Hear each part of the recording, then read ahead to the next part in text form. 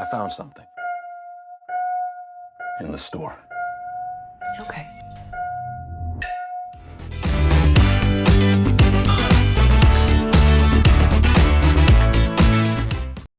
歡迎嚟到賣飛佛，聚焦電影評論、票房趨勢與幕後故事。每月一次，帶你用新嘅視角睇見光影之美。由 A24 發行、YouTube 創作者 King Parsons 執導嘅科幻心理恐怖電影《客房》Bad Rooms 於2026年5月28號喺北美正式公映。本片憑藉中低成本預算，成功將網路當紅嘅模擬類比恐怖 Analog Horror 同域限空間 Liminal Space 轉化為大銀幕嘅視覺藝術。故事講述失意嘅家具賣場經理兼落魄建築師奇勒意外墜入店底，由違反物理幾何構成嘅無限迷宮。隨住奇勒離奇失蹤，其心理治療師瑪麗為咗尋找佢嘅下落，毅然踏入呢片被稱為無效區域嘅未知維度。Back here with proof. All right, you feel me?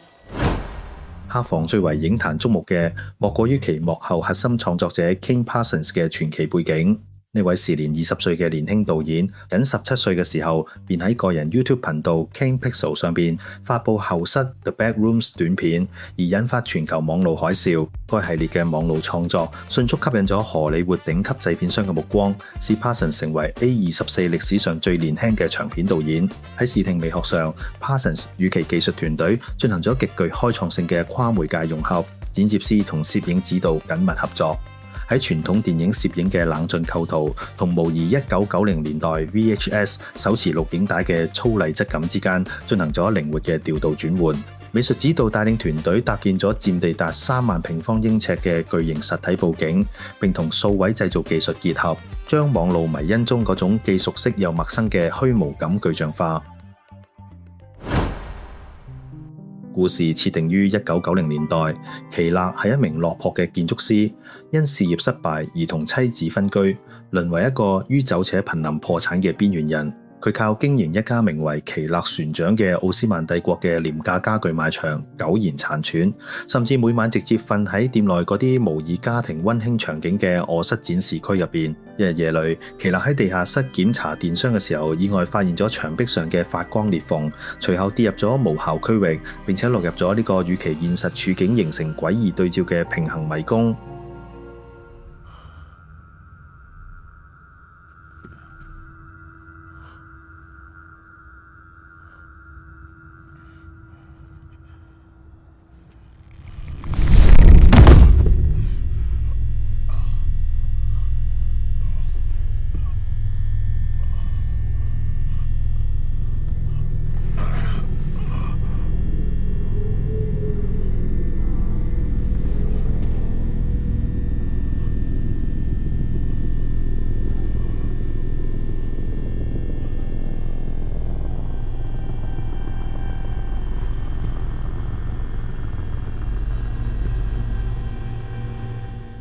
當奇勒試圖向心理治療師瑪麗、店內攝像師包比以及包比嘅女友凱特尋求理解嘅時候，卻只換嚟咗冷眼與不信。隨後奇勒再度失蹤，而包比喺調查過程中不幸遇害，凱特亦都隨之銷聲匿跡。出於對病人嘅關切，同樣背負住心理創傷嘅瑪麗踏入咗家具店地下室，正式墜入呢個龐大嘅域限深淵。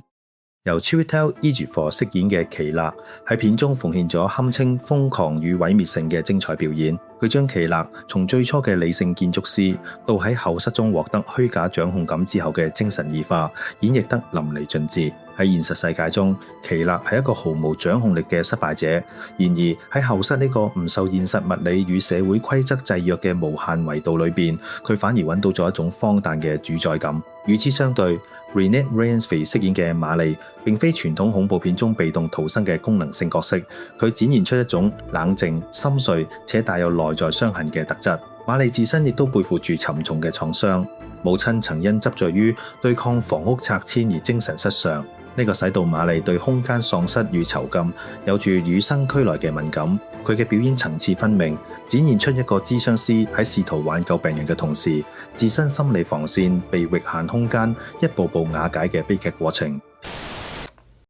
客房喺商業上嘅表現，無疑係2026年全球影視最為矚目嘅奇蹟之一。呢部製作預算僅為1000萬美元嘅中低成本心理恐怖片，喺上映首週末便於全美瘋狂席捲咗8000萬美元，創下 A24 創立以嚟嘅最高開畫紀錄，同時亦都打破咗影史原創 IP 恐怖片嘅開畫紀錄。影片憑藉極其強悍嘅網絡社群病毒式傳播力與骨灰級影迷嘅瘋狂二刷，展現出極具韌性嘅票房走勢。截至2026年6月30號，全球累計票房已經超過3億美元，投資回報率高達驚人嘅29倍。King Parsons 亦憑藉此影片正式加冕，為影史上取得如此商業成就嘅最年輕導演。喺專業評價層面，影片引發咗學術影評界同普通大眾之間一場極具啟發性嘅思想交鋒。喺爛番茄網站上邊，本片獲得咗89%嘅媒體新鮮度，主流影評人一致盛讚 Parsons 展現出超越年齡嘅成熟導演調度力，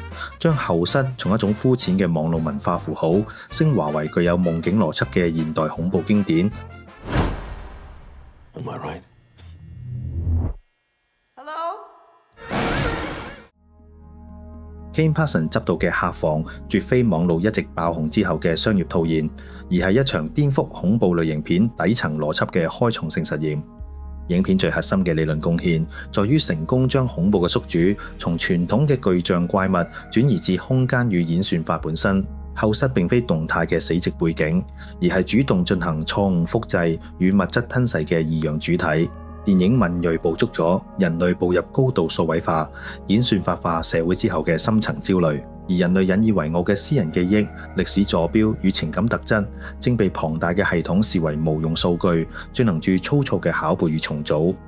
片中最震撼嘅怪物海盜奇勒，便是最具代表性嘅核心。該怪物源於奇勒昔日喺賣場廣告中自貶扮演嘅吉祥物。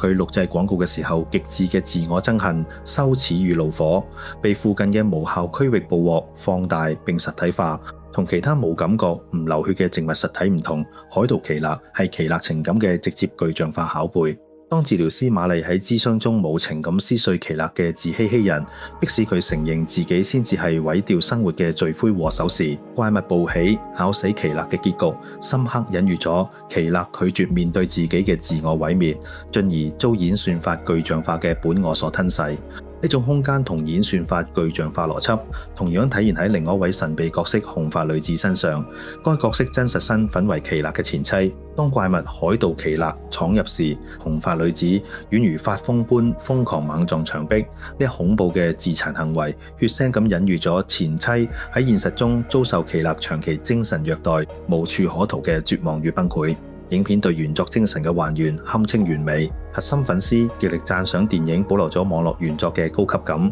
拒絕廉價嘅 jump scare， 純粹依靠環境噪音與空間堆疊心理壓迫，並且對片中穿插嘅後室層級、物理穿模細節同埋生成式 AI 嘅隱喻展開咗理論化解讀。影片結尾，當二部學者負責人問及點樣定義呢個空間嘅時候，瑪麗冷冷咁重複咗奇勒嘅斷言，為全片定調。呢度只不過係一個充滿錯誤、被遺忘且拼貼混亂嘅現實複製品。